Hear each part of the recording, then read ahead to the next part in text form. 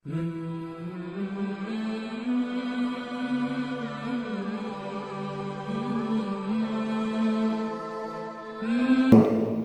alaikum wa rahmatullahi wa barakatuhu. Bismillahi rahmani rahim. Alhamdulillahi lazi ja'ala kamali dinihi wa tamama bin nimatihi biwilayat Amir al-Mu'minin Ali bin Abi Talib alayhi salam. Assalamu alaikum wa rahmatullahi wa barakatuhu.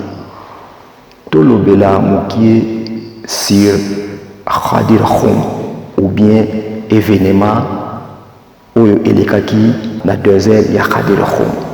Nayebi oyoki ebele concernant Khadir Khoum, histoire na yango, ba événement na yango, ba date na yango, donc ba mateya ndenge na ndenge batu bateyi biso pona événement ya Khadir Khoum. Mais nakoyebisa yo ke ezali malamu événement nyonso wana ya koyeba yango, mais ezali ba événement moko auxiliaire supplémentaire oyo pe ezali malamu ya koyoka yango. Mais nakoyebisa yo objectif de base, la philosophie de base ya Khadir Khoum ezali nini oyebi pe déjà nazali kosala okaka rappel que philosophie de base ya Khadir Khoum ezali kokokisa religion pour religion islam ekoma complète pour nzambe atia bolamu na kati ya religion islam pe nzambe anima religion islam comme religion ya malamu. Nde yango wana objectif ya Khadir Khoum. Na yango wana maloba yango nyonso wana ezali na badalil nango ya baverset ya Coran. Tokozwa lokola verset oyo tobengi ayat tablir. Verset ya tablir toyoka yango. أيها الرسول بلغ ما أنزل إليك من ربك وإن لم تفعل فما بلغت رسالته والله يعصمك من الناس.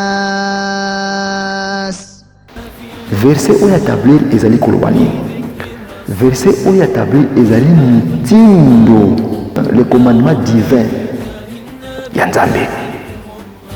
Des versions de mon ezali ba commandement ya bosembo ya Nzambe pona kopona Imam Ali alayhi salam lokola mokonzi ya ba musulman, lokola guide ya ba musulman na sima ya prophète Muhammad sallallahu alayhi wa sallam.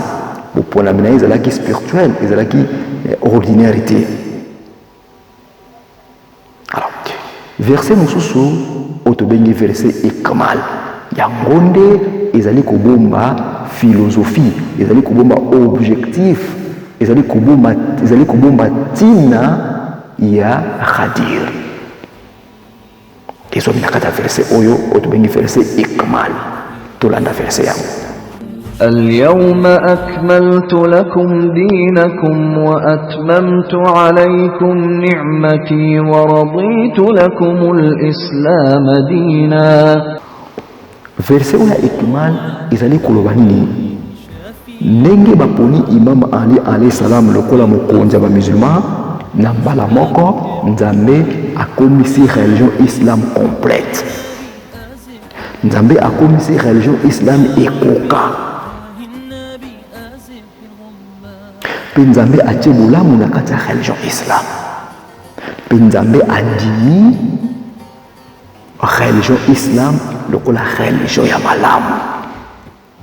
C'est-à-dire ceux qui Imam Ali alayhi salam baponaki ete ne religion islam eza nul, ne religion islam ekokaki te, ne religion islam eza na bolamu te, ne religion islam endimami te epai ya Nzambe.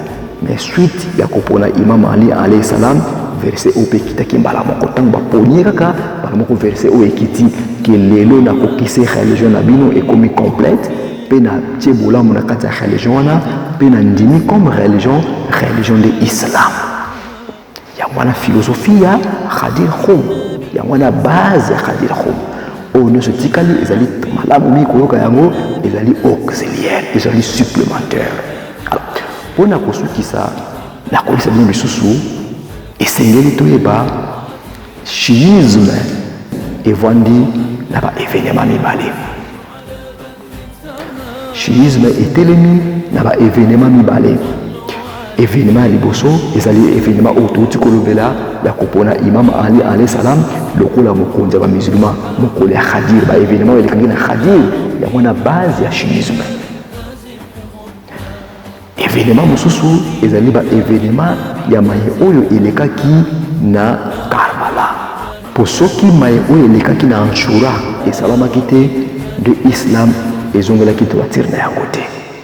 Donc d'où événement mibale wana de esimbi chiisme. Soki événement mibale wana ezali te de chiisme pe ezali te. Tolobi te événement mosusu ezali inutile na kati ya chiisme.